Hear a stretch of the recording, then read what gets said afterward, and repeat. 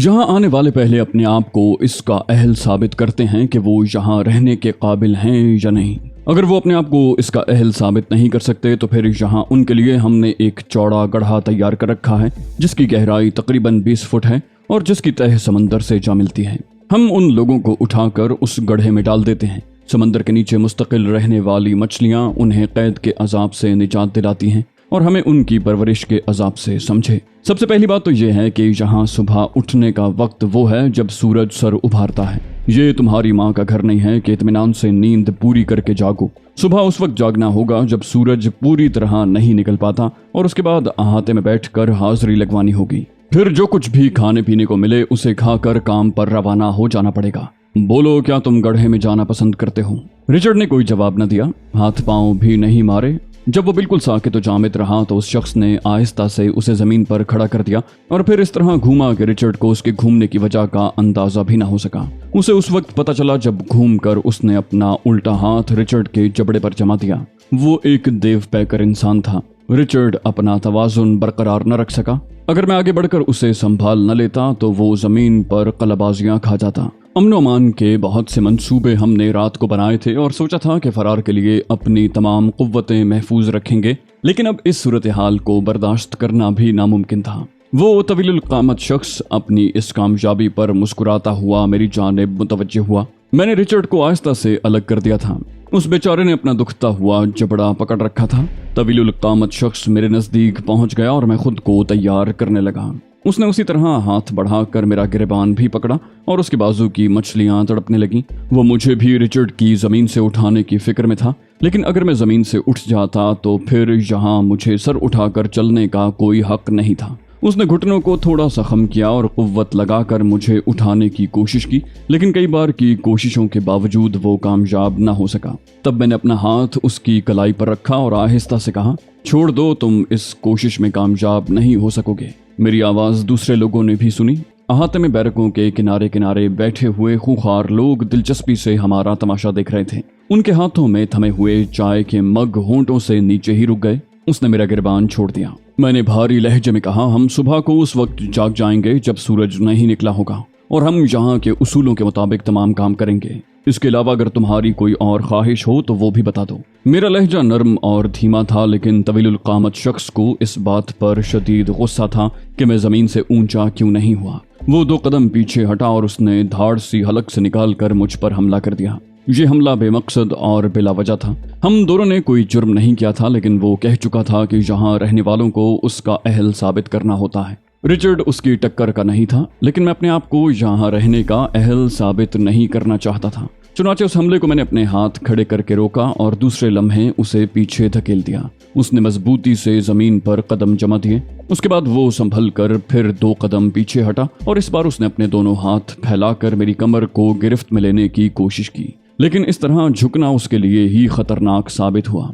जो ही वो मेरे करीब पहुंचा, मैंने अपना घुटना पूरी कुव्वत से उसकी ठोड़ी पर मारा और वो उलटकर नीचे जा गिरा। लेकिन वो जानदार आदमी था।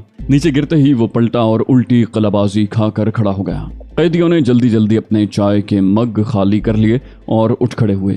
शायद बहुत दिन के बाद उन्हें कोई तफरीह देखने का मौका मिला था। मैंने भी सोच लिया था कि अब अगर ये सूरत हाल पेश आ ही गई है तो मार नहीं खाऊंगा, नतीजा खा कुछ भी हो। चुनाचे अब मैं पूरी तरह तैयार हो गया था। वो अब नए पैंतरे बदल रहा था। उसने 2-3 बार मुझे झुकाई दी और एक बार फिर अरने भैंसे की तरह मुझ पर पिल पड़ा। लड़ने का अंदाज फनकाराना नहीं था, बल्कि वो अपने चौड़े चकले बदन और अपनी ताकत के जोम में हर शख्स को नीचा दिखाने का ख्वाहिशमंद लगता था। चुनाचे इस बार भी वो अपने सर की टक्कर से मुझे रगेद देना चाहता था। मैंने फुर्ती से दोनों हाथ एक दूसरे में पैवस्त किए और जो ही उसकी झुकी हुई गर्दन मेरे पेट के करीब पहुंची, मैंने उसकी गुद्दी पर दोनों हाथ दे मारे।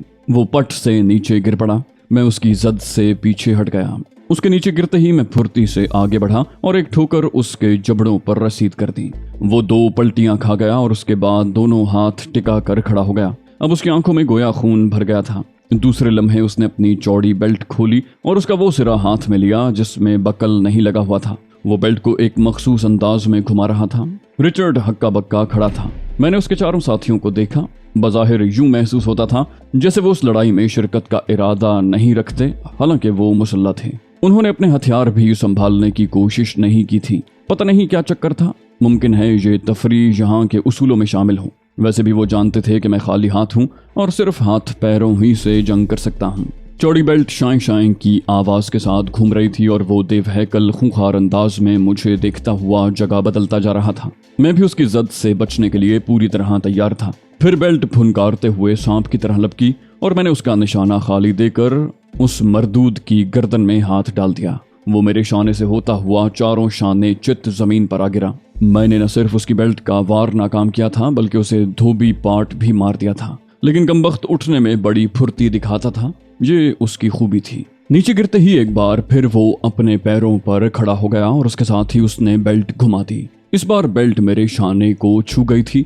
वो मेरी बगल में आ लिपटी और उसके बाद भला कैसे मुमकिन था कि मैं आसानी से उसे उसके हाथ में रहने देता। उस अहमक को चाहिए था कि पहले बेल्ट के सिरे को अपने हाथ पर लपेट लेता, लेकिन उसने सोचा होगा कि उसके चौड़े हाथ की गिरफ्त इतनी मजबूत है कि कोई शख्स बेल्ट को उसकी गिरफ्त से नहीं निकाल सकता। बेल्ट मेरी बगल में आ फंसी थी और उसके बाद उसे उसके हाथ से निकालने के लिए एक झटका काफी था। बेल्ट उसके हाथ से निकल गई थी। अब मैं फुर्ती से पीछे हटा। मैंने उस जैसी हिमाकत का सबूत नहीं दिया बल्कि उसका सिरा अपने हाथ पर लपेट लिया। जो ही वो आगे बढ़ा बेल्ट पूरी कुव्वत से उसके मुंह पर पड़ी। मजेदार वार था। मैंने उसके जबड़े टेढ़े होते हुए देखे। वैसे भी बेल्ट का सिरा खासा वजनी था और यकीनन ये इसलिए वजनी था कि खतरनाक कैदियों को राह रास्त पर ला सके। लेकिन आज पहली बार उस शख्स को अपनी इस हिमाकत का एहसास हुआ था कि उसने बेल्ट के उस सिरे को एक पाव तांबा खर्च करके क्यों बनवाया था। वो एक लम्हे के लिए तो चकराया, फिर उसके हलक से खूंखार धाड़ निकली और वो पागलों की तरह मुझ पर टूट पड़ा। बेल्ट ने इस बार उसके गंजे सर पर वार किया था और सर से खून निकलने लगा था। मैं जानता था कि अगर मैं 4-6 वार और इसी तरह कर दूं तो फिर वो इस काबिल नहीं रहेगा कि दूसरे लोगों को सता सके। इब्तिदा उसने की थी और अब मुझे किसी रियायत से काम नहीं लेना चाहिए था। चुनाचे मैं पैंतरे बदल बदल कर उसकी टांगों, कमर, शानों पर ज़रबें लगाता रहा। चेहरे को मैंने छोड़ दिया था क्योंकि इस तरह उसके मर जाने का खदशा भी हो सकता था।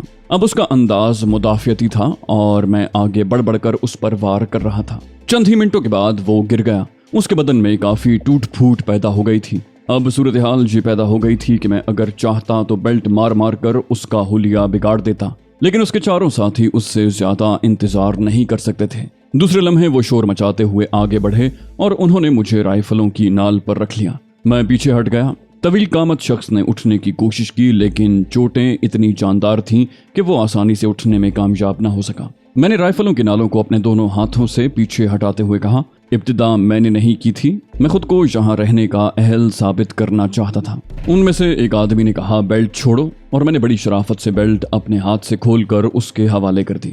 मेरी इस शराफत का खातिर खा रद्द अमल हुआ। उन्होंने राइफलें पीछे हटा ली और फिर उनमें से 2 आदमी तवील कामत शख्स की तरफ मुतवज्जे हो गए जो कई बार उठने की कोशिश के बाद नाकाम होकर जमीन पर ढेर हो गया था और उसने गर्दन एक तरफ डाल दी थी। कैदियों ने दफतन गुल कपाड़ा मचाना शुरू कर दिया। वो मग हाथ में लिए नाच रहे थे, कहे लगा रहे थे, शोर मचा रहे थे।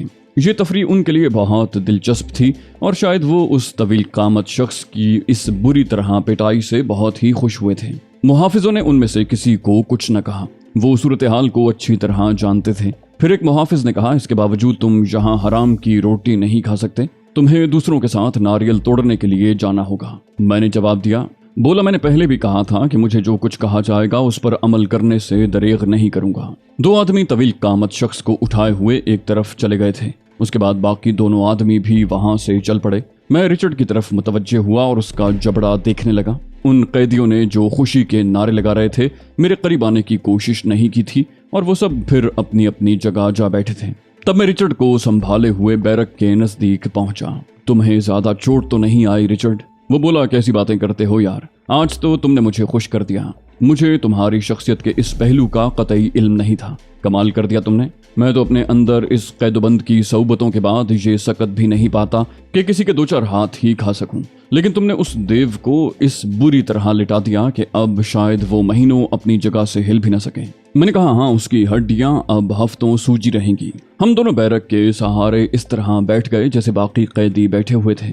उन कैदियों की फितरत पर मुझे ताज्जुब हो रहा था। कहाँ वो खुशी से नाच रहे थे और कहाँ अब मेरी तरफ से बिल्कुल लाताल्लुक होकर बैठ गए थे। पता नहीं क्यों ज्यादा देर नहीं गुजरी थी कि 2 आदमी आगे आए और उन्होंने चाय के मग और इंतहाई खुश्क और भद्दी शक्ल सूरत की डबल रोटी हमारे हाथ में थमा दी। ये गालिबन सुबह का नाश्ता था जिसे हमने बखुशी कबूल कर लिया। मैंने मुस्कुराते हुए रिचर्ड से कहा, खुशकिस्मती है रिचर्ड कि हमने खुद को यहाँ रहने का अहल साबित कर दिया। रिचर्ड बोला, कमाल है यार, ये तो पागल खाना मालूम होता है। मैंने कहा, अब देखना यह है कि इस पिटाई का रद्द-ए-अमल क्या होता है। रिचर्ड ने चाय के 2-3 घूंट लेते हुए कहा, जो कुछ देखना है वो तो देखना ही पड़ेगा। फिर मुंह बनाकर बोला, खुदा गारत करे उन कमबख्तों को, ये चाय है या गर्म पानी। मैंने कहा, डबल रोटी के साथ खाओ रिचर्ड, ये जरूरी है। वैसे उन्होंने अगर हमें नारियल तोड़ने के लिए भेजा तो फिर नारियल हमारी ग़िज़ाई ज़रूरत पूरी करेंगे। रिचर्ड ने कोई जवाब न दिया और हम दोनों खामोशी से सुबह का ये नाश्ता जहर मार करने लगे। वैसे रिचर्ड के चेहरे पर परेशानी के मुसलसल आसार नजर आ रहे थे।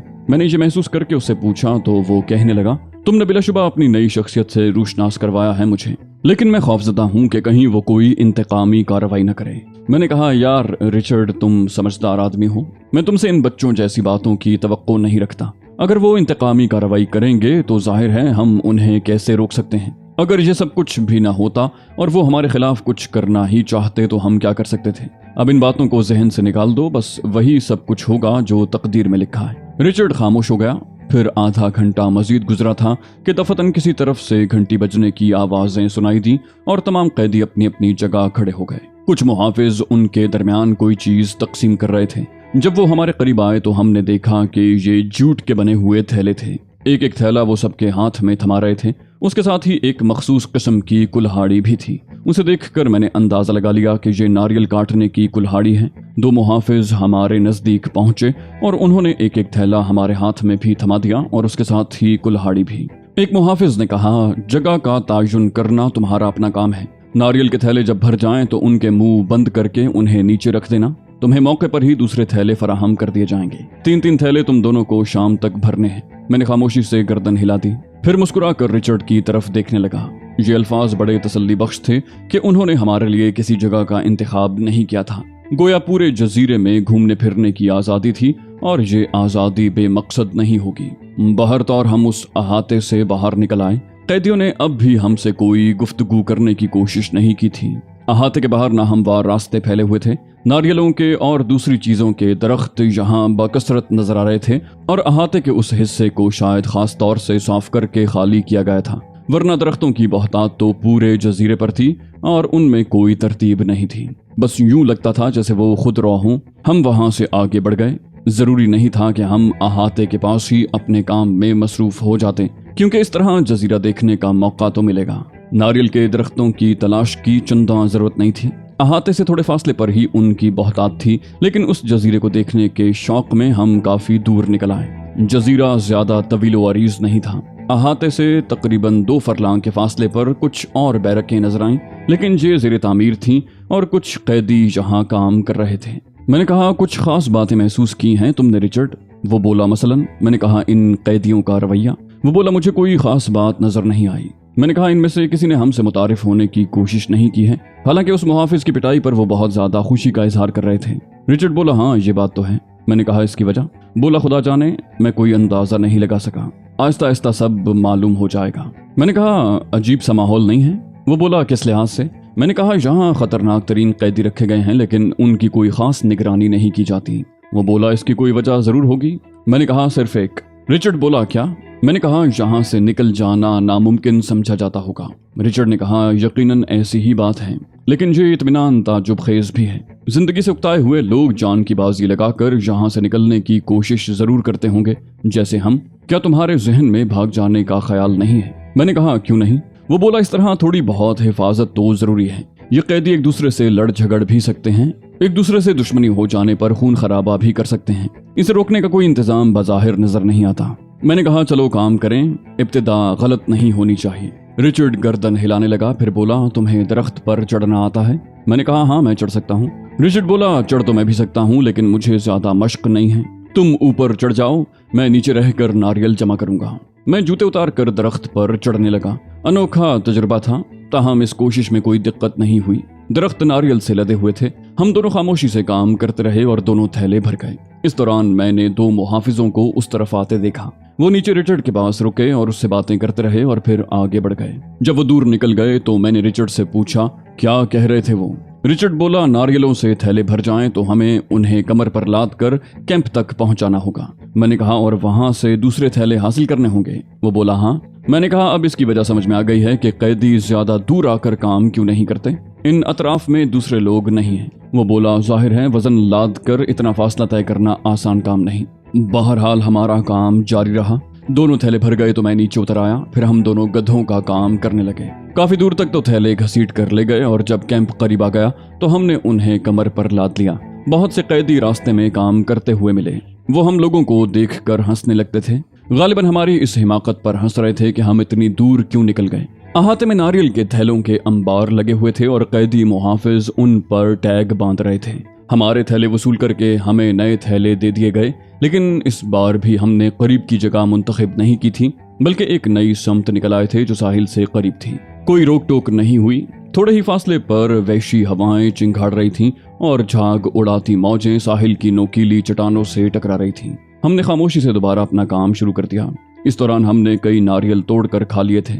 खुराक वगैरह का कोई जिक्र दरमियान में नहीं हुआ था। गालिबन वो लोग भी जानते थे कि काम के दौरान कैदी खुद ही अपना पेट भर लेंगे। बड़ी हौलनाक जिंदगी थी यहाँ की। अगर दिल में यहाँ से निकल जाने की उमंग न हो तो एक लम्हे जीना मुश्किल था। रिचर्ड ने दरख्त पर चढ़ने की कोशिश की, लेकिन उसमें नाकाम रहा। उसने कहा, एक बात समझ में नहीं आती। बोला, क्या? रिचर्ड बोला, अगर तुम भी दरख्त पर चढ़ना न जानते तो क्या होता? मैंने कहा, गालिबन हमारी जोड़ी तब्दील कर दी जाती। वो बोला, उन लोगों ने हमसे पूछने की कोशिश भी नहीं की। मैंने कहा, इतने मुहज्जब नहीं है वो। आखिरी थैले भरकर हम वापस पहुंचे तो शाम हो गई थी। जो कैदी अपना काम खत्म नहीं कर पाए थे वो अभी वापस नहीं पहुंचे थे। जो काम खत्म कर चुके थे वो अहाते में ऐंठ रहे थे। फजा खामोश थी। हम दोनों भी अपनी बैरक के पास जा बैठे। दफतन एक कैदी अपनी जगह से उठकर हमारी तरफ बढ़ा और हम उसे देखने लगे। उसने करीब आकर कहा, मेरा नाम हैगा है, डॉन हैगा, पुर्तगाल का बाशिंदा हूँ। मैंने कहा, बैठो, ये रिचर्ड है और मैं खान हूँ।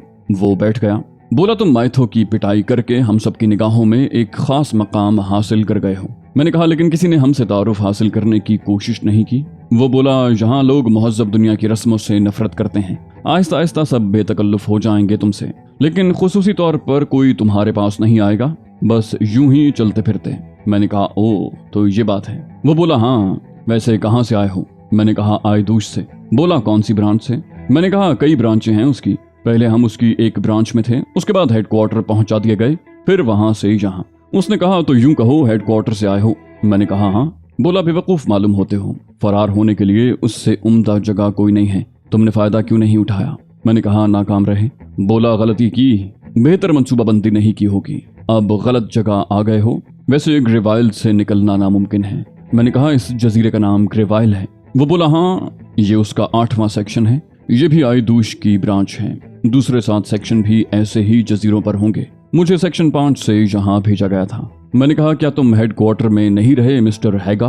बोला, आ रहा था, वहाँ झगड़ा हो गया, 5 में भेज दिया गया। वहाँ भी झगड़ा हो गया तो 8 में आ गया। यहाँ तक आते हुए भी 8 कत्ल हो चुके हैं मेरे हाथों। मैंने कहा, तुमने वहाँ से भागने की कोशिश नहीं की? वो बोला, उस वक्त तजर्बा नहीं था।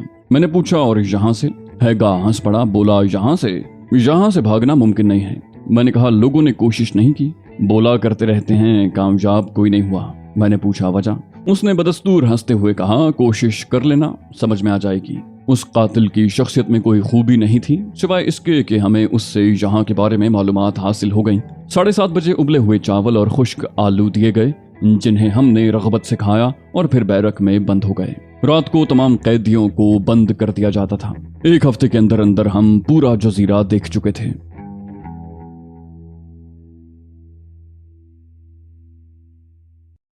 तो दोस्तों, ये थी हमारी आज की एपिसोड। उम्मीद करते हैं आपको हमारी कहानी पसंद आई होगी। जाने से पहले इस वीडियो को लाइक कीजिए और शेयर करना मत भूलिए।